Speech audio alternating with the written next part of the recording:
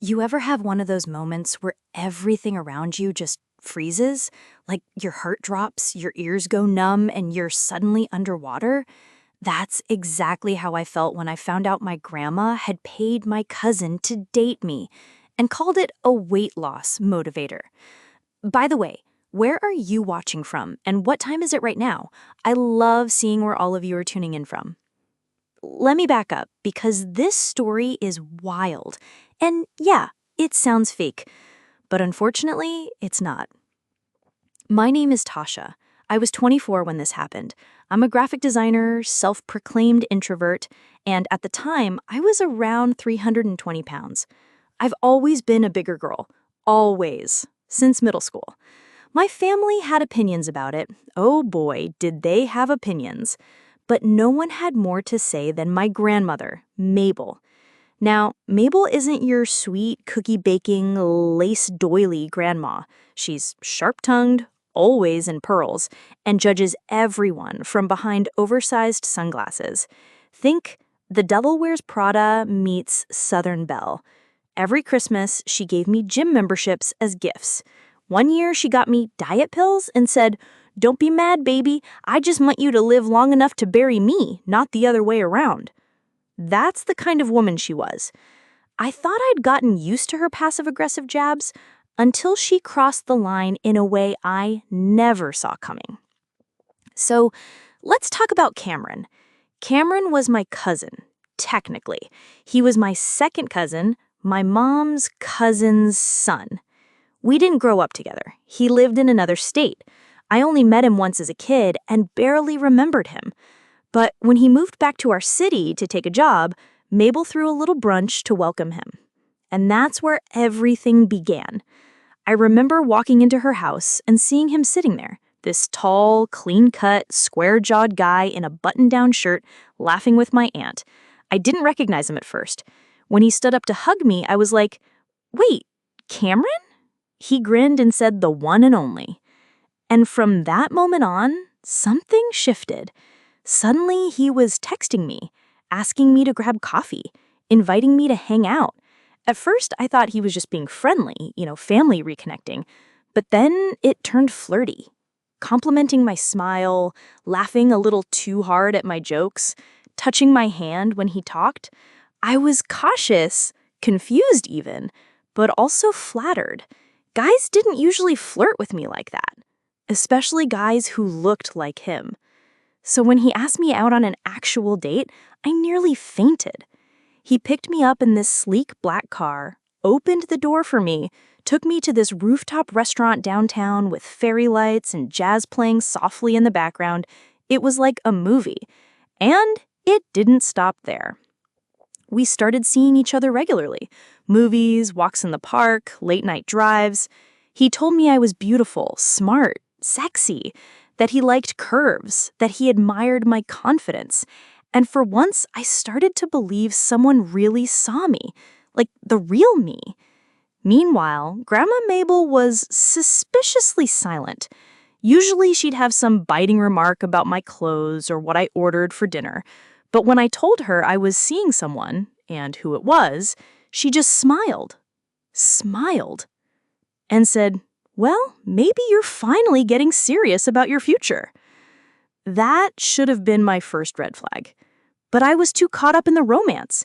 Cameron kissed me like he meant it, held me like I was precious, took pictures of me when I wasn't looking and sent them with captions like, "Can't believe you're mine." It felt too good to be true. Because it was. Fast forward 2 months later, I overhear a phone call. It was totally by accident. I was at my grandma's house to drop off some flowers I picked up for her. And as I came in the side door, I heard her talking loudly on speakerphone from the dining room. And I froze when I heard Cameron's name. She was saying, "You've done well. She's down nearly 10 pounds already. Keep being sweet. Take her on another walk or something." Then I heard his voice. He said, "I feel bad, Mabel. She's actually a great person." My stomach dropped. "I know she is, but it's for her own good. You're doing her a favor, and you'll get your full payment next week. I promise." I dropped the flowers, literally dropped them. The crash made Grandma spin around. I stood there, mouth open, face burning, betrayal burning my throat. She stammered, tried to explain, said it wasn't what it sounded like. I ran. Cameron called me dozens of times. I didn't answer. Then he showed up at my apartment, knocked for 20 minutes. I finally opened the door.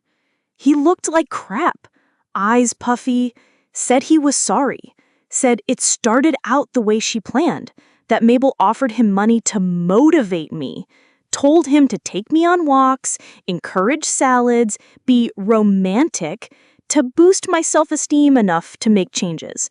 And yeah, he agreed to it. He said he was broke, desperate, just moved back and needed help. But then, and this is what pissed me off most, he said he fell for me. Like that was supposed to fix it. He said the first time he kissed me, it wasn't part of the plan, that I made him laugh, that he admired my strength, that he wanted to keep seeing me for real. But I couldn't even look at him. I slammed the door in his face. For days I didn't leave my apartment. I felt disgusting, manipulated. My confidence, which had finally started to bloom, shattered. Every sweet thing he said, every compliment, every kiss, all of it was poisoned. And Grandma? She had the audacity to call me, said I was being ungrateful. She said, I just wanted you to get healthier. You don't listen to me, so I had to get creative. I screamed at her, told her she was toxic, controlling, that she didn't care about me, just about how I looked, that she'd rather lie to me than love me as I was. Then I blocked her, and I meant it. The worst part? I started doubting myself. Was I so pathetic that someone had to be paid to love me? I spiraled, stopped going to work, ate junk food again, slept all day, until one day my best friend Lexi came over, barged into my apartment, and slapped the sadness out of me. Not literally, but emotionally. She said, Tasha, that old bat doesn't get to win, and neither does that lying cousin, but you do. You get to take your story back. So I started therapy. I went back to work. I donated every single gift Mabel ever gave me to charity. And you know what? I did start losing weight again. Not because someone tricked me into it, not to be desirable or to meet some toxic standard, but because I wanted to feel strong, capable, free. Cameron? He still tries to text, but I don't respond. I heard from a cousin that he moved to Colorado. Good. Stay there. As for Grandma Mabel, we haven't spoken in over a year, but I sent her one last message before I blocked her. The best motivation for change is knowing who to cut off. So yeah, that's how my own grandmother paid my cousin to date me as a weight loss motivator. But I lost something far more valuable than pounds.